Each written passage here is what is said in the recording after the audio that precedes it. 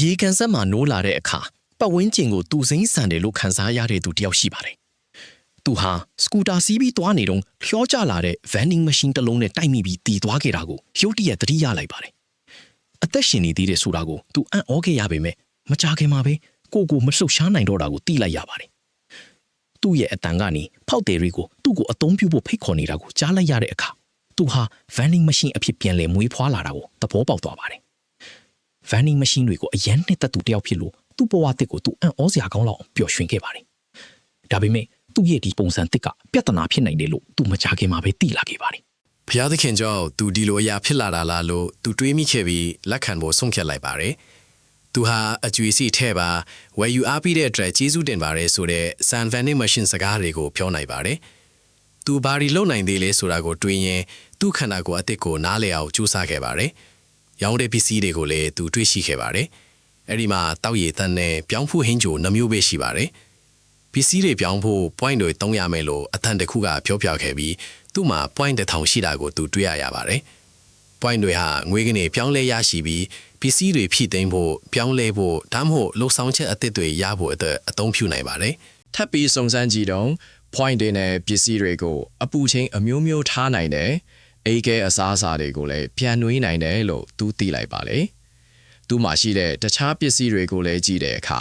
အထက်ရှင်စင်ကသူဝယ်လိရှိတဲ့ vending machine ပစ္စည်းမျိုးစုံရှိတာကိုတွေ့ခဲ့ပါလေ။သူဟာ no level ရေကိုပြောင်းဖို့ point 10ခုသုံးခဲ့ပြီးသူ့ထဲမှာ no level ရေတွေပေါ်လာပါတယ်။ရန်အရာတိုင်းတွေကို point တစ်ခုရနိုင်တယ်လို့သူသိလိုက်ပါတယ်။လက်စစ်မလို့ပဲ point နဲ့အလုံးလုံးတာကိုလည်းသူသိလာခဲ့ပါတယ်။တနာရီကို point တစ်ခုတရက်ကို point 24ခုကုန်းပြီးသူ့မှာ point 990ကျန်လို့တစ်လလောက်အလုံးလုံးနိုင်ပါမယ်ဘသူမှသူ့ကိုအတုံးမပြူနိုင်လို့တေတော့မယ်လို့သူတွေးပြီးတရက်အကြာမှာစတင်ထိတ်လန့်ခဲ့ပါတယ်။ဒါပေမဲ့အဲ့ဒီအချိန်မှာပဲဖားဘလူးကြီးတစ်ကောင်ပေါ်လာပါတယ်။သူ့အတန်ကိုကြားပြီးဖားဘလူးလန့်သွားတဲ့အခါသူ့ကိုတိုက်ခိုက်ပါတော့တယ်။သူ့ရဲ့ခန္ဓာရည်ကျဆင်းသွားတဲ့အခါတုံညော့ရောက်ရင်သူပျက်စီးပြီးအတုံးမပြူနိုင်တော့တာကိုသူသိလိုက်ပါတယ်။ဖားဘလူးတို့ရဲ့ပေါက်ပြားကိုမြင်တဲ့အခါသူတခြားလှုပ်ဆော်ချက်တစ်ခုကိုရှာဖို့ကြိုးစားခဲ့ပါတယ်။ဖျောက်သခင်ရဲ့ကောင်းကြီးကိုသူရရှိနိုင်တာကိုသတိထားမိသည်ကာကွယ်ခြင်းစွမ်းရည်ကိုရယူခဲ့ကဖားဘလူးတွေကိုမောင်းထုတ်ခဲ့ပါတယ်။ point တွေမြန်ကုန်သွားတာကိုသူတွေးလိုက်ရပေမဲ့ဖားဘလူးတွေနောက်ဆုံးမှာတော့ညင်းငွေသွားပြီးသူအသက်ရှင်ခဲ့ပါတယ်။ရက်အနှဲငယ်ကြတော့သူဘာတစ်ခုမှမယောင်းနိုင်သေးပေမဲ့မိန်းကလေးတူပေါ်လာခဲ့ပါတယ်။အစပိုင်းမှာတော့သူမတတိရှိခဲ့ပေမဲ့သူမကမုတ်ဆိုးတယောက်အတွက်မသိတော့ဘူးလို့ပြောကအလွန်စားလောင်နေတာကိုညှီးတွားခဲ့ပါတယ်။ vending machine ကိုသူမတတိထားမိခဲ့ပေမဲ့ဘာလုပ်နိုင်လဲဆိုတာကိုသူမသိခဲ့ပါဘူး။သူ့အတန်ကိုကြားပြီးသူမလန့်သွားခဲ့ပြီးဒင်းကားထဲဖို့ပြောခဲ့ပါတယ်။သူမကကြီးဒင်းကားကိုထည့်ကြည့်တဲ့အခါလက်မခံတာကိုသူသိလိုက်ရပါတယ်။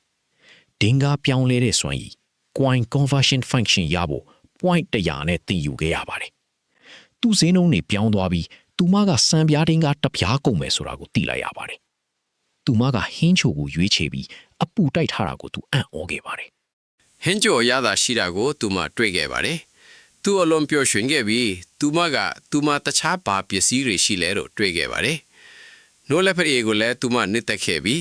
နောက်ထပ်ပြောင်းဘူးဟင်းချိုအနေငယ်ထပ်ဝယ်ခဲ့ပါတယ်။ဒါနဲ့သူဟာစံပြတင်က6ပြရခဲ့ပါတယ်။သူမကသူ့ဘေးမှာအိပ်ပျော်သွားခဲ့ပြီးသူမကိုသူ့ရဲ့ကာကွယ်ခြင်းစွမ်းရည်နဲ့ကာကွယ်ခဲ့ပါတယ်။သူမနိုးလာတဲ့အခါအစားတောက်တွေအသက်ကျေးဇူးတင်ပြီးသူ့အတန်ကိုကြားတဲ့အခါလန့်သွားပါတယ်။သူစကားပြောနိုင်တာကိုသူမအံ့တော့ခဲ့ပြီးအပြန်အလှန်ပြောဆိုနိုင်ဖို့နီလန်တစ်ခုကိုရှာဖွေခဲ့ပါတယ်။သူမကသူ့ကိုယ်သူ Lamas လို့ mix ဆက်ပြီးသူ့အကြောင်းကိုပိုသိအောင်ကြိုးစားခဲ့ပါတယ်။သူကသူ့နာမည်ကိုမပြောနိုင်လို့သူမက Boxo လို့ခေါ်ခဲ့ပါတယ်။သူတယောက်တည်းထိကျန်နေသလားလို့သူမကမေးတဲ့အခါသူကသူ့ကိုရွှေ့ဖို့အကြံပြုခဲ့ပါတယ်။သူသဘောတူခဲ့ပြီးသူမကသူ့ကိုရွတ်တရက်ကောက်ယူလိုက်ပါတယ်။သူမဒီလောက်ထမ်းမာတာကိုသူမယုံနိုင်ခဲ့ပေမဲ့နောက်ဆုံးတော့ရွေးပြောင်းနိုင်လို့ပြောရွှင်ခဲ့ပါတယ်။ Lamas မှာခွန်အားကောင်းချီးရှိထားကြောင်းသူမရဲ့ခွန်အားကိုရှင်းပြလိုက်ပါတယ်။ခဏကြာမှသူမကပြောင်းဖူးဟင်းချိုတောက်ချင်လို့နားခဲ့ပါတယ်။ဟင်းချိုကတိတ်မဝဲဘူးလို့သူတွေးပြီးတခြားတစ်ခုခုကိုရှာဖို့ဆုံးဖြတ်ခဲ့ပါတယ်။သူမကပစ္စည်းတွေပြောင်းနိုင်တာကိုအံ့တော့ခဲ့ပြီးအာလူကြော်ဘူးကိုဆိုင်ကြည့်ပါတယ်။အញ្ញံအရသာရှိတာကိုသူတွေးခဲ့ပြီး အများကြီးစားတဲ့အတွက် point 30ပြန်ရခဲ့ပါတယ် သူတို့ရွာကိုရောက်တဲ့အခါကင်းဆောင်တွေကသူပြန်တဲလာတဲ့ပစ္စည်းကိုအံ့ဩကြပါတယ်သူကပိုက်စာနဲ့ပစ္စည်းလဲလွယ်ပေးတဲ့မော်ပစ္စည်းလို့သူမကရှင်းပြခဲ့ပါတယ်ကင်းဆောင်တွေကသူ့စီကနေဝယ်ယူပြီးအလွန်အထင်ကြီးခဲ့ကြပါတယ်ဖားဘီလူဘူရင်ကိုသူအောင်မြင်စွာတွန်းလှန်နိုင်ခဲ့ပြီးမန်တိုနဲ့ကိုကာကိုလာကိုပေါင်းဆက်ကပေါက်ကွဲစေတဲ့ဘုံတွေနဲ့ညာနီညာနတ်သုံးပြီးအနိုင်ယူခဲ့ပါတယ်ဒီနိုတိုက်ကွဲတွေကြားတဲ့ကပဲသူတို့ရွာဟာအပြင်ဘက်ကိုထွက်ဖို့ transfer circle လို့အပ်တဲ့မြေအောက်လွန်ကူတစ်ခုထဲမှာရှိနေတယ်ဆိုလားသူတို့သိလိုက်ရပါတယ် တနေ့မှာတော့ box ဆိုကိုပြန်ပြီးဆွဲခံခဲ့ရပြီးအမီမသိနေရာကိုရောက်သွားခဲ့ပါတယ်သူ့ကိုဖမ်းဆီးသူတွေဟာတခိုးတွေဖြစ်ပြီးသူ့ပတ်စံကိုလိုချင်ကြပါတယ်သူ့ရဲ့ toughness ကြန့်ခိုင်မှုကို point 1000နဲ့အဆင့်မြင့်တင်လိုက်တဲ့အခါတိုက်ခိုက်မှုတန်တွေကိုတုံညဖြစ်အောင်ရှော့ချနိုင်ခဲ့ပါတယ်အဲ့ဒီမှာသူကလာမတ်စီရဲ့တငယ်ချင်းဟူလာမီနဲ့တွေ့ဆုံခဲ့ပါတယ်ဟူလာမီဟာမော်ပစ္စည်းအင်ဂျင်နီယာတယောက်ဖြစ်ပြီးသူမှလည်းပြန်ပြီးဆွဲခံထားရတာပါသူမက box ဆိုမှာလူမွညင်ရှိနေတာကိုညံကောင်းစွာနဲ့သိရှိခဲ့ပါတယ်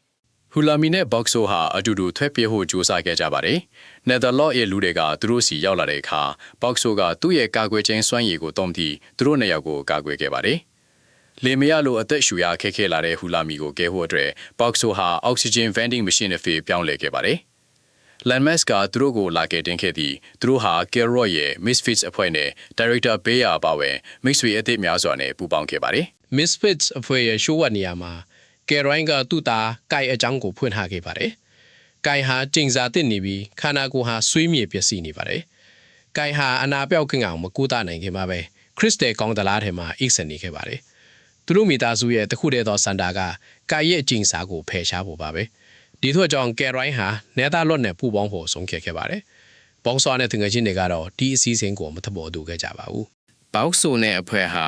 နယ်သာလော့ရဲ့ကြီးမားတဲ့အစီအစဉ်ကိုရင်ဆိုင်ခဲ့ရပါတယ်။သူတို့ဟာ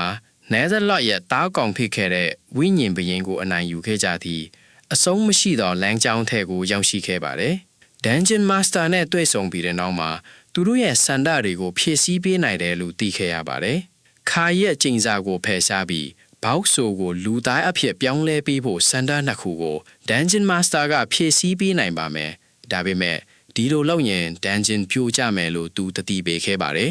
box ဆိုကကိုင်းရဲ့ကျိန်စာကိုအရင်ဆုံးဖယ်ရှားပေးဖို့ပြောခဲ့ပါတယ်ကိုင်းရဲ့ကျိန်စာကိုဖယ်ရှားပြီးတဲ့နောက်မှာနယ်သာလော့က Soram ရဲ့လက်ကောက်ကနေထွက်လာပြီး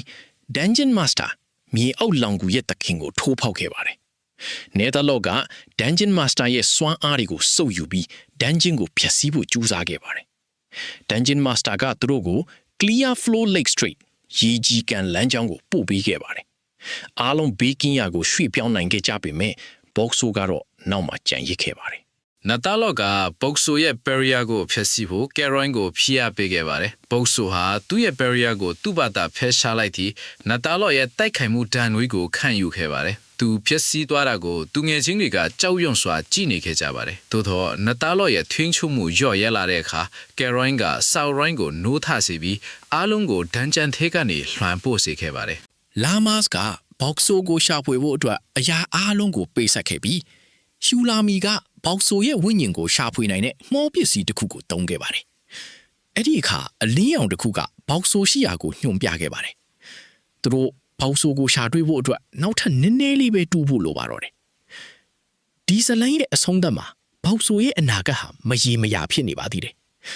သူ့ရဲ့အသက်ရှင်ရည်တည်မှုတငယ်ချင်းတွေနဲ့သူ့ရဲ့ဆက်ဆံရေးသူ့ရဲ့လူသားဖြစ်လို့တဲ့ဆန္ဒဒါတွေအားလုံးဟာစိတ်ဝင်စားစရာကောင်းတဲ့အလှည့်အပြောင်းတွေကိုရောက်ရှိနိုင်ပါတယ်